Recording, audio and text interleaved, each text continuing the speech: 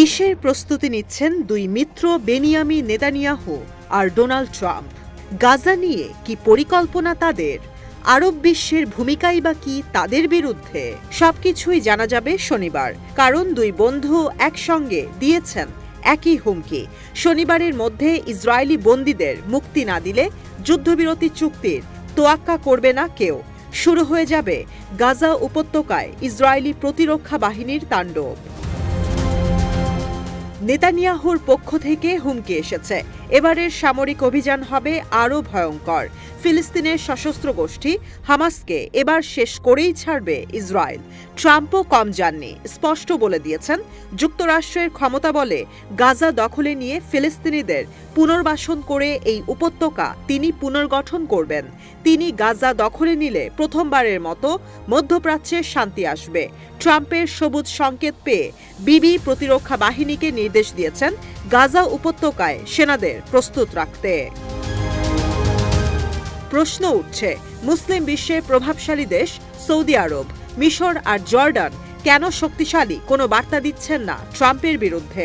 মঙ্গলবার ডোনাল্ড ট্রাম্পের সঙ্গে বৈঠকে জর্ডানের কিং আবদুল্লাহ বলেছিলেন, মিশর পরিকল্পনা দিচ্ছে ফিলিস্তিনিদের স্থানান্তর না করে গাজা পুনর্গঠনের, কিন্তু সরাসরি ট্রাম্পের গাজা নিয়ে পরিকল্পনা ইস্যুতে বিরোধিতা করেননি।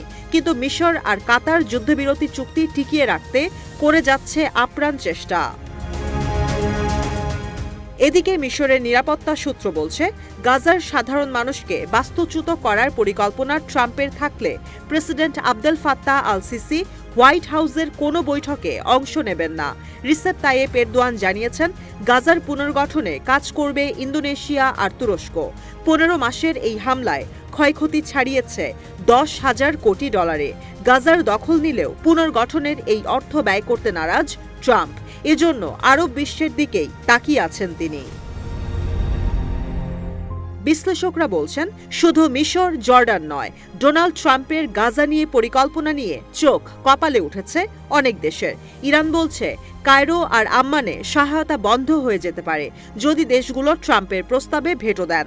এরপরও ডোনাল্ড ট্রাম্পের গাজা দখল আর ফিলিস্তিনিদের উচ্ছেদ পরিকল্পনার সমালোচনাই করে আসছে আরব বিশ্ব।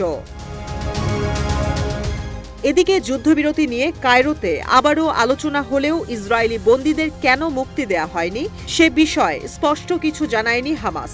এই সময়টা হামাস হিসাব নিকাশ করছে, কারণ ট্রাম্পের পুরো সমর্থন রয়েছে নেতানিয়াহুর পক্ষে। মুসলিম বিশ্বের অন্য দেশগুলো চুপ থেকে বছরের পর বছর এই সংকটকে বাড়তে দিয়েছে।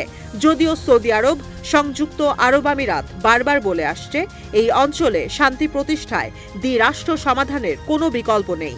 ফিলিস্তিনিদের অন্য দেশে পাঠিয়ে ডোনাল্ড ট্রাম্পের গাজা পুনর্গঠনের প্রস্তাব নিয়ে চরম নিন্দা জানিয়েছে সৌদি আরব আর ইরান।